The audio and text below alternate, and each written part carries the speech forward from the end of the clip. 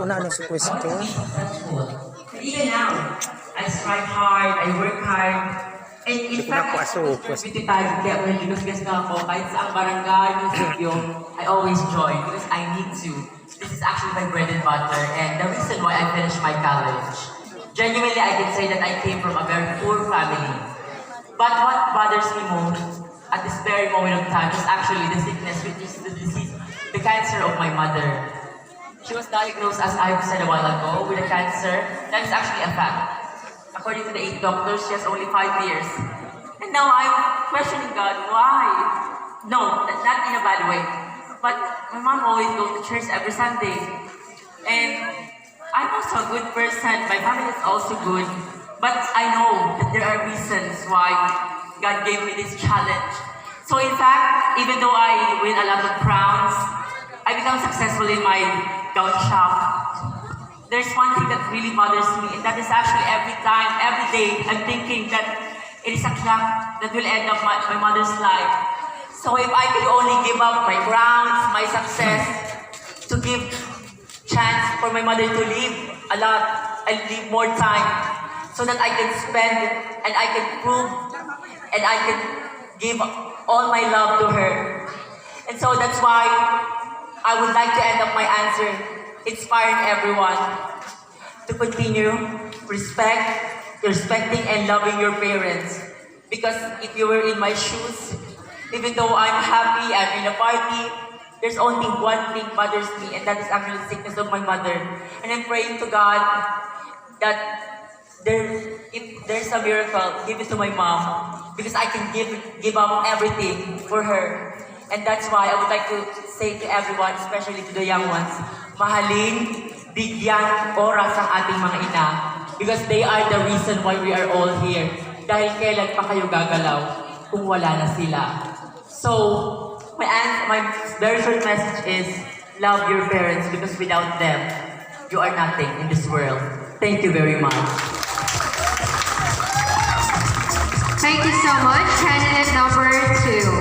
Moving on, candidate number 7. Take your charge.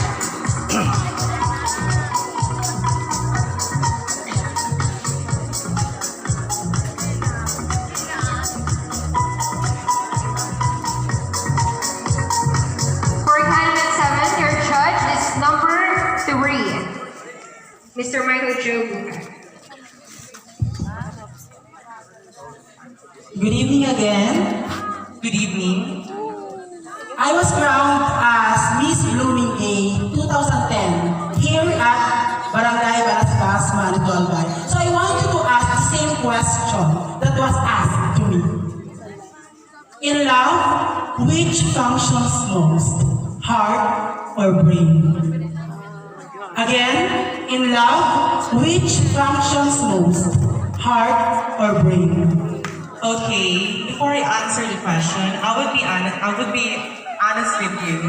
I didn't hear the question in the preliminary. That's because I have a severe headache right now. I have a fever plus cough and cold. But I still choose to join here in your barangay tonight. And I'm sorry about that a while ago. So, I was asked if what is the most functionable? Is it the heart or the brain? Is it correct? Okay, thank you. So, as a member of the LGBT community, I already fell in love many times. So, what I can say is that the most functionable is that it's always the heart. Why do I say so? Because in every situation, when you're in a relationship, definitely, pag mahal mo ang isang tao, gagawin mo ang lahat upang mag-stay siya sa'yo. Because ladies and gentlemen, I always believe that if you put heart in everything, not just in love, definitely everything would go good. And if you use your heart, definitely you would always, what will come into your mouth will definitely always good. So, I think for me, as I experienced to be in love and to experience relationship, I always use the heart when it comes to love. Because I always believe, ladies and gentlemen, that you will never go wrong if you use your heart. Because I always believe, ang isip ay nagkakamali. Let us always accept the fact. Nobody is perfect in this world.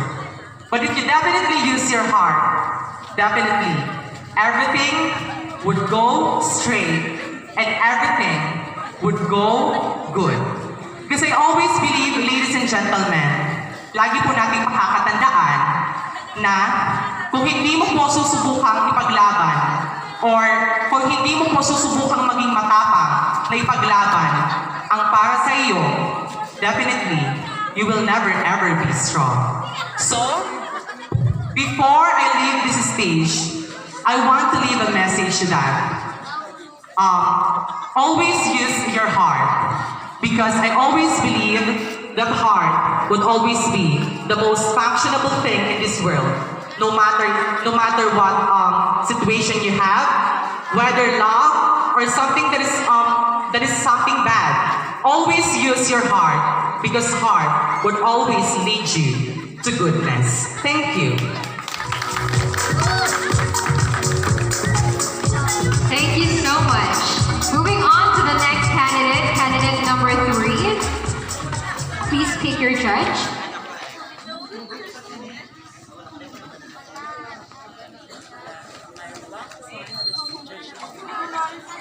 For candidate number 3, judge number 5, Miss Joan David.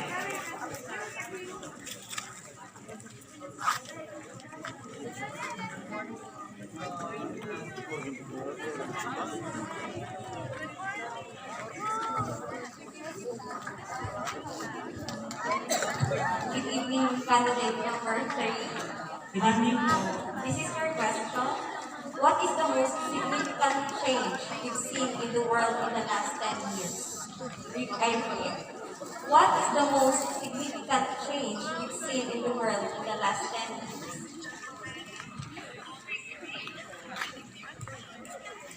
Thank you so much, ma'am, for that very mind-boggling question. But then, first and foremost, I'd like to say thank you, honorable panel of judges, for making me part of the top 5. Maraming salamat po. Well, ladies and gentlemen, the question goes this way. What do I think is the most significant change that I have seen for the last 10 years? You know what, ladies and gentlemen, change is the only constant thing in this world. And so, we are now living in a world full of changes, and we are still encountering changes, even up to the future.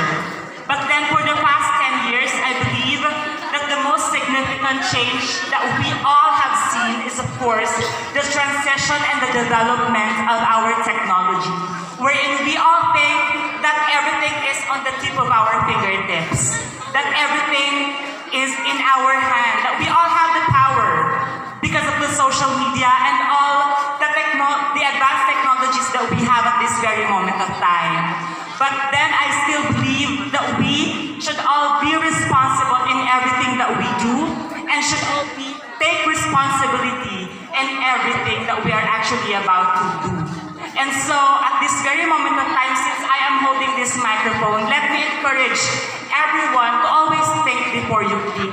That even though you think that you are powerful because you have your own account on social media, even though you think that you are powerful because you have these cell phones, laptops, and all other gadgets that we can acquire in this world, we still have the responsibility to use it for the betterness and for the progression, not just of ourselves, but of our community. And so, I believe that at the end of the day, if we do use that power that is in our hand, we would be able to create and make a change and bring difference in this world.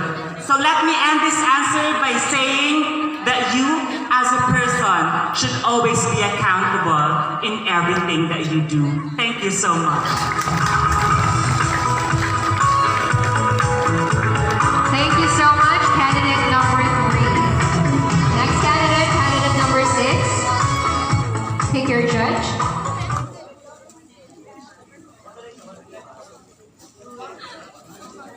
For candidate number 6, we have judge number 7, Ms. Rachel Perdigon.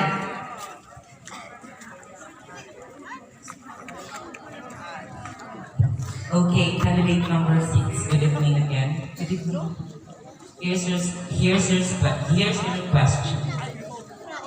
If you had a chance to discuss a social issue,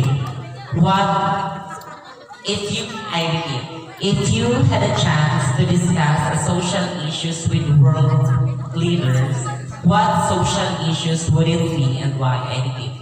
If you had a chance to discuss a social issue with world leaders, what social issues would it be and why? Kung hindi po ninyo mapasabihin, hindi po ako ganun katalino. Kaya kung pwede po pag-translate sa Tagalog. Okay. Kung bibigyan ka ng pagkakataon na mapag-usapan ang issues na napili mo dito sa mundo, sa mga leader na meron tayo, anong issue iyon at bakit? Thank you po. Kung bibigyan daw po ako ng pagkakataon na mapag-usapan ng issue ng mga leader dito sa atin, issue sa buong mundo, ano daw po yun? Yun po ay ang corruption. Bakit? Bakit ngayon marami pa din po ang mahihirap? Bakit ngayon marami pa din po ang hindi nakakapag-aral? Ngunit tayo naman po ay nagtatrabaho. Tayo naman po ay nakakapag-aral ng maayos. Ngunit bakit kulang pa rin ang supply ng mga kagamitan natin? Bakit kulang pa rin ang supply? Bakit hindi matanggal ang corruption dito sa mundo? O dito sa Pilipinas? Kung bibigyan ng po ako ng pagkakataon na mapag-usapan yon, hindi ko po ang korupsyon. Dahil marami pong gustong mag-aral at hindi nakakapag-aral. Maraming tao ang may mga pangarap sa buhay, ngunit hindi ito mapagtuunan dahil po sa korupsyon. Kaya po kung bibigyan po ako ng pagkakataon na mapag-usapan ang issue ng ating mundo or bansa, yun po ay ang korupsyon. Yun lamang po at maraming salamat. Thank you, candidate number 6. For the last candidate number 5, you don't have a choice, for this is the last judge. Okay, for candidate number 5, we have judge number 2, Sir Jeremy Deria.